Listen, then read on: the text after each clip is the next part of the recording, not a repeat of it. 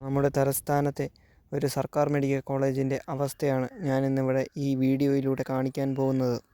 ഇവിടെ ഒരു വേസ്റ്റുകൾ നിക്ഷേപിക്കുന്നതിനായി ഒരു ഡസ്റ്റ്ബിന്നോ മറ്റ് സൗകര്യങ്ങളോ ഒന്നും നമുക്കിവിടെ കാണാൻ കഴിയില്ല. ചികിത്സയ്ക്കായി വന്ന രോഗികൾ ആളുകൾ നടക്കുന്ന നടപ്പാതയിൽ തന്നെ അങ്ങിങ്ങായി തുണി വിരിച്ചും അല്ലാതെയും വെറും തറയിലും ഇരിക്കുന്നതായി നമുക്കിവിടെ കാണാൻ കഴിയും. വേസ്റ്റുകൾ നിക്ഷേപിക്കുന്നതിനായി ഉള്ള ഡസ്റ്റ്ബിന്നോ മറ്റോ നമുക്കിവിടെ കാണാൻ കഴിയില്ല.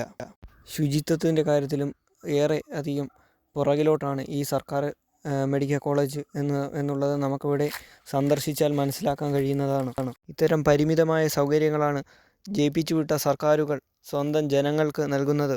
കാര്യം നമുക്ക് വ്യക്തമാകും. ഇവിടെ ചികിത്സയ്ക്കായി വരുന്നത് എല്ലാം പണക്കാരായിട്ടുള്ള ആളുകളല്ല, എല്ലാം പാവപ്പെട്ടവരും കൂലിപ്പണിക്കാരും മറ്റുമാണെന്ന് നമുക്കിവിടെ ശ്രദ്ധിച്ചാൽ മനസ്സിലാക്കാവുന്നതാണ്. വാർഡിൽ മെഡിക്കൽ ബെഡ് കിട്ടാത്തതിനാൽ തറയിൽ തുണി വിരിച്ച് കിടന്നുറങ്ങുന്ന രോഗികളെയും നമുക്കിവിടെ കാണാൻ കഴിയുന്നതാണ്. എത്രത്തോളം ദയനീയമാണ് ഈ അവസ്ഥ. ചിലരാണെങ്കിൽ തുണി പോലും വിരിക്കാതെ വെറും തറയിൽ കിടന്ന് ഉറങ്ങുന്നതും നമുക്കിവിടെ കാണാൻ കഴിയും. രാഷ്ട്രീയ പാർട്ടികൾക്ക് വേണ്ടി വെട്ടാനും കൊല്ലാനും ചാവാനും നടക്കുന്ന അണികൾ അറിഞ്ഞിരിക്കണം നിങ്ങൾക്ക് എത്രത്തോളം സൗകര്യങ്ങളാണ് ഈ സർക്കാരുകൾ ഇവിടെ നൽകുന്നത് എന്നുള്ളതിനെക്കുറിച്ച്. അത് ഒരു സർക്കാരിൻ്റെ കാര്യം മാത്രമല്ല, ഇതിൽ രാഷ്ട്രീയമില്ല. എല്ലാ രാഷ്ട്രീയ പാർട്ടികളും ഇതുപോലെ തന്നെയാണ്. ഗൾഫിലും മറ്റ് യൂറോപ്യൻ രാജ്യങ്ങളിലുമെല്ലാം ഇത്തരം ആശുപത്രികളിൽ അങ്ങിങ്ങായി വേസ്റ്റുകൾ നിക്ഷേപിക്കുന്നതിനുള്ള ഡസ്റ്റ്ബിൻ നമുക്ക് കാണാൻ കഴിയുന്നതാണ്. ഇവിടെ അങ്ങനെ ഒരു ഡസ്റ്റ്ബിൻ പോലുമില്ല. ഇനി നമുക്ക് വാർഡിനുള്ളിലെ കാഴ്ചകൾ കാണാം. കിടക്കാൻ സ്ഥലമില്ലാതെ കട്ടിലിനടിയിൽ ഷീറ്റ് വിരിച്ച് കിടന്നുറങ്ങുന്ന രോഗികളെയും നമുക്കിവിടെ കാണാൻ കഴിയും. ഇവർ രോഗം മാറ്റാൻ വന്നതാണോ അതോ രോഗികളാവാൻ വന്നതാണോ ഇവിടെ എന്ന് നമുക്ക് തോന്നിപ്പോകും. ഇവിടെ വന്ന് ചികിത്സിക്കുന്നതിനേക്കാൾ എത്രയോ നല്ലത് വീട്ടിൽ തന്നെ കിടക്കുന്നതാണ്. ഈ ഒരു ആരോഗ്യ കേന്ദ്രം വൃത്തിയാക്കുന്നതിനായി ശുചീകരണ തൊഴിലാളികൾ ഇല്ല എന്ന് തോന്നിപ്പോകും.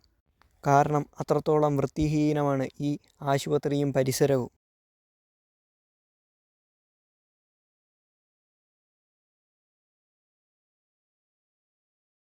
മന്ത്രിമാരും MLA-മാരും MP-മാരും എല്ലാം ചികിത്സയ്ക്കായി ഇതേ ജനങ്ങളുടെ ചെലവിൽ വിദേശത്തേക്ക് കുടിയേറുന്നു. ഇതിലും എത്രയോ നല്ല സേവനമാണ് കുറച്ച് കാശ് കൊടുത്താലും പ്രൈവറ്റ് ആശുപത്രികൾ നമുക്ക് നൽകുന്നത്. ഇനി നമുക്ക് ഈ ആശുപത്രിയുടെ ശുചിമുറിയിലെ ദൃശ്യങ്ങളിലേക്ക് പോകാം. മണ്ണും വെള്ളവുമെല്ലാം ചേർന്ന് വെറും വൃത്തിഹീനമായ പ്രതലം.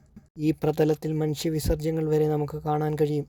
ഇനി ശുചിമുറിക്കുള്ളിലാണെങ്കിൽ മനുഷ്യവിസർജ്യം കൊണ്ട് നിറഞ്ഞിരിക്കുന്നു. ഒരൊറ്റ ടോയ്ലറ്റ് പോലും നമുക്കവിടെ മനുഷ്യവിസർജ്യം നിറയാത്തതായി കാണാൻ കഴിയില്ല. വാഷ് ബേസും ഇതുപോലെ വൃത്തിഹീനമായി തന്നെയാണ് നമുക്കിവിടെ കാണാൻ കഴിയുന്നത്. പ്രതലങ്ങളിൽ പോലും മനുഷ്യവിസർജ്യം നമുക്കിവിടെ കാണാൻ കഴിയും. ഈ ആശുപത്രിക്കായി ശുചീകരണ തൊഴിലാളികൾ ഇല്ല എന്ന് തന്നെ നമുക്കിവിടെ ഇത് കാണുമ്പോൾ തോന്നിപ്പോകും. ഈ ടോയ്ലറ്റിൽ നിന്ന് ദുർഗന്ധം വമിക്കുന്നു. ഇത്തരം സാഹചര്യങ്ങളിൽ ഈച്ചകളും കൊതുകുകളും മുട്ടയിട്ട് പെരുകുന്നതിന് കാരണമാകും.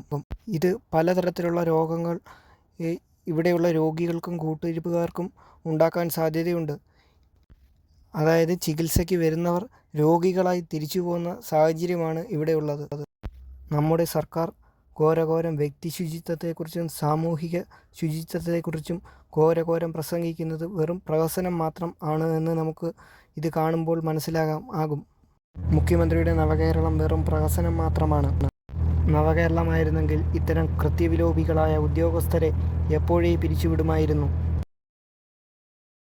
ഈ ആശുപത്രിയുടെ ഈ ഒരു അവസ്ഥയ്ക്ക് കാരണം ഇതുമായി ബന്ധപ്പെട്ട ഉദ്യോഗസ്ഥരുടെ അനാസ്ഥ ഒന്നു മാത്രമാണ്.